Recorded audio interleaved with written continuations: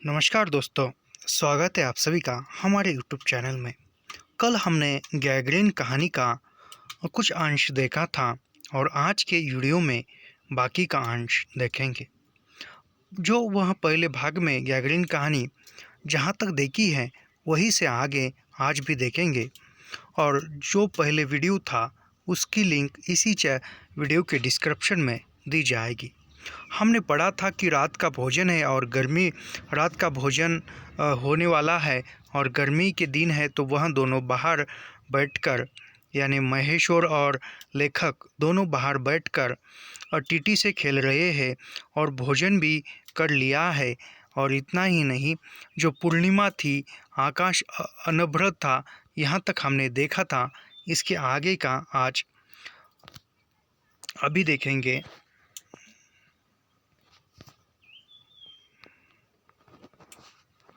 उस सरकारी क्वार्टर के दिन में अत्यंत शुष्क और नीरस लगने वाली स्लेट की छत भी चांदनी में चमक रही है।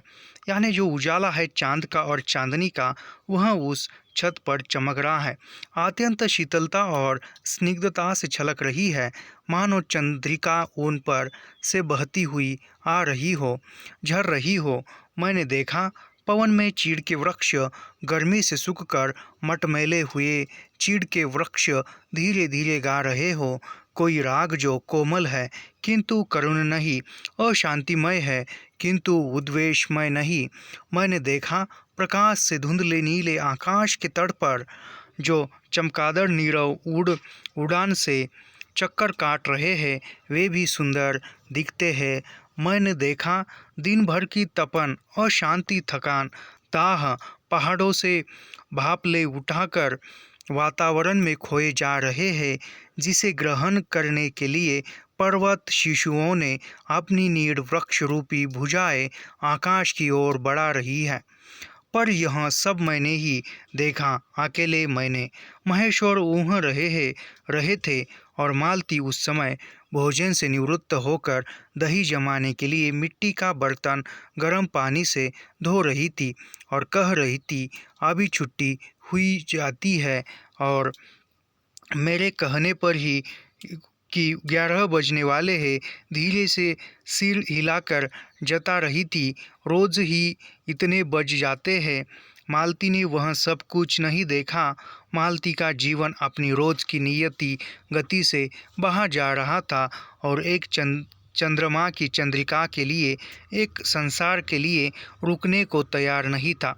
यानी कहा जाए तो जब वो रात्रि का समय है और पूर्णिमा के दिन आकाश में चांद और जो तारे हैं उसकी प्रकाश से छत चमक रही है, मानो एक छत चमक रही है। और वहाँ का जो पहाड़ी प्रदेश है, जो ऊंचे ऊंचे पर्वत है, वह सब वह चांद के उजाले में एक सुनहरी ढंग से या एक अच्छा दृश्य दिख रहा है। और वह अच्छा प्रकृति का मनोरम दृश्य कहानीकार अकेला ही देख रहा है, मगर पास में बैठा महेश्वर तथा मालती यह उन लोगों को यह सौंदर्य दिखाई नहीं दे रहा है। इतना ही नहीं, मालती ने अब खाना खा चुका है और वह दही जमाने के लिए मिट्टी का बर्तन जो है वह गर्म पानी से धो रही है। और वह रात के 11 बजने वाले हैं, आप उसे पूरे काम करके विश्राम मिलने वाला है और बाद में तब उसे आराम करने के लिए समय मिलता, ऐसा वह सोच रही है। यह भी लेखक ही सोच रहा है कि उसे 11 बजने के बाद आप छुट्टी मिलेगी। लेकिन वह जो प्रकृति का दृश्य है, चांद का उजाला है, वह स्टील की छत है, वह कितनी सुंदर दिख रही है चांद के उजाले में, मगर इस पर सिर्फ और सिर्फ एक कहानीकार का ही ध्यान जाता है और इतनी बारीकी से चित्रण किया है, मगर उसकी तरफ ना मालती का ध्यान जाता है और ना ही महेश्वर उसके पति का ध्यान जाता है। चांदनी में शिशु कैसा लगता है, इस अलग जिज्ञासा में मैंने टीटी की ओर देखा और वह एकाएक मानो किसी शैवोचित वामता से उठा और खिसक कर पलंग से नीचे गिर पड़ा और चिल्ला चिल्ला कर रोने लगा। महेश्वर ने चौंक कर कहा, क्या हुआ? यानी वह चांद के उजाले में ये लेखक के मन में एक जिज्ञासा उत्पन्न होती कि चांद के उजाले में बालक यानी जो टीटी है वह कैसा दिखेगा। यह देखने के लिए लेखक उसकी तरफ घूमते हैं या उसकी तरफ देखते हैं। तभी वह पलंग से नीचे गिरता है और चिल्ला चिल्ला कर रोने लगता है।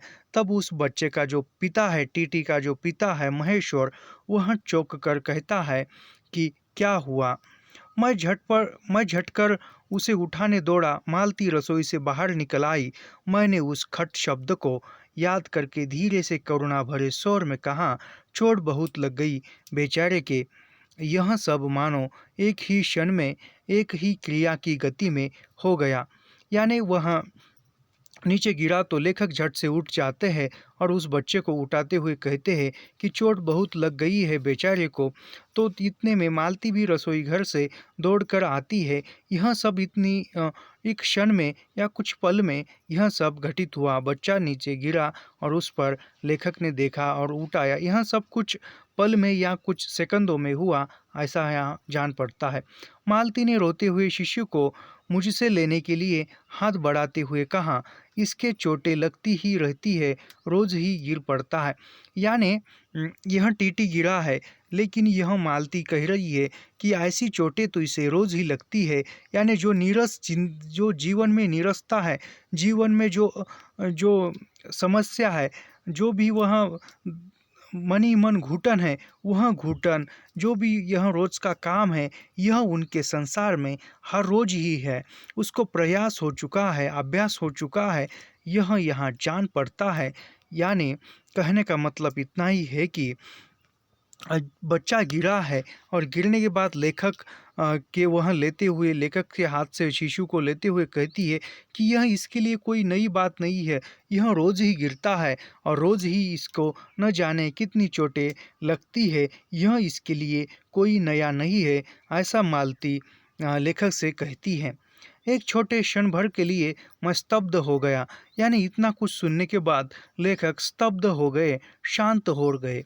फिर एकाएक मेरे मन ने, मेरे समूचे अस्तित्व ने विद्रोह के रूप स्वर में कहा। मेरे मन ने भीतर ही बाहर एक शब्द भी नहीं निकाला। माँ युवती, माँ, यह तुम्हारे हृदय को क्या हो गया है जो तुम अपने एकमात्र बच्चे के गिरने पर ऐसी बात कर सकती हो, और यह अभी जब तुम्हारा सारा जीवन तुम्हारे आगे है। यानी लेखक सोच रहा है मन ही मन, लेखक का अंतर्मन लेखक को बता रहा है, एक माँ होकर बच्चे को चोट लगी है, एक माँ होकर इस प्रकार सोचती है कि यह इसके लिए कोई नई बात नहीं है, तो यह कैसी बात है, इसके अभी तो कुछ नहीं, इसके पास तो इसका सारा जीवन पड़ा है।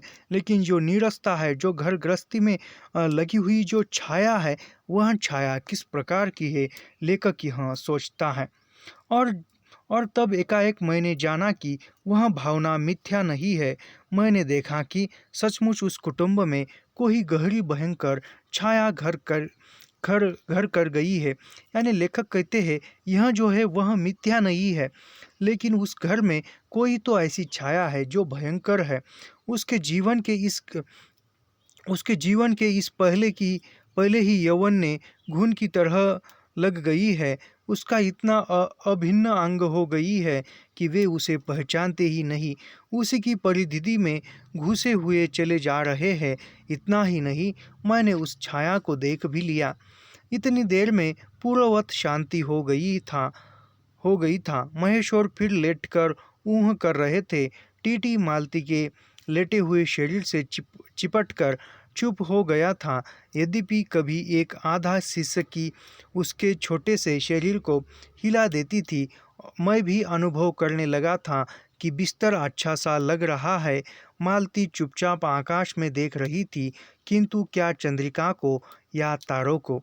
यानी सब कुछ अब हो जाने के बाद वह शांत बिस्तर पर लेटे हुए है और लेखक को बिस्तर भी अच्छा लगता है। बच्चा भी सिसकियाँ लेकर माँ के शरीर को चिपक कर पड़ा रहा है और मालती आकाश की तरफ देख रही है। पता नहीं वह चांद को देख रही है या तारों को देख रही है। यह सवाल लेखक के मन में उत्पन्न होता है। तभी 11 का घंटा बजा। मैंने अपनी भारी हो रही पलकें उठाकर आकस्मिक किसी अस्पष्ट प्रतीक्षा से मालती की ओर देखा। 11 के पहले घंटे की खटकन के साथ ही मालती की छाती एकाएक फपोल की भांति उठी और धीरे धीरे बैठने लगी, और घंटा ध्वनि के कंपन के साथ ही भूख हो जाने वाली आवाज़ में उसने कहा, 11 बज गए। यानी लेखक ने आते समय ही दोपहर के 4 बजे ही सोचा था कि इसको अब विश्राम रात के 11 बजे ही मिलेगा। तो ऐसा ही होता है कि रात के 11 बजने पर ही वह एक शांति की सांस, सुकून की सांस लेकर सोने की कोशिश करती है, यथा सो जाती है। कहा जाए तो मालती के पति यहाँ गैंग्रीन नामक बीमारी के डॉक्टर है, मगर यह बीमारी किसी और को न होकर उसके परिवार को ही यह गैंग्रीन नामक बीमारी हो चुकी है, ऐसा पूरी कहानी पढ़ने के बाद हमें जान पड़ता है। तो यह था गैंग्रीन कहानी का दूसरा भाग, और पहला भाग हमने कल के वीडियो में देखा था। तो कल की वीडियो की लिंक भी इसी वीडियो के डिस्क्रिप्शन में दी जाएगी। और ऐसे ही पूरी कहानियाँ तथा कविताएं तथा अन्य विधाएं, उपन्यास कहानी तो हम देख ही रहे हैं, उपन्यास, नाटक, निबंध, ऐसे लाइन टू लाइन, पंक्ति दर पंक्ति पढ़ने के लिए हमारे चैनल को सब्सक्राइब कीजिए, लाइक कीजिए और शेयर करना मत भूलिए। मिलते हैं अगले वीडियो में। धन्यवाद।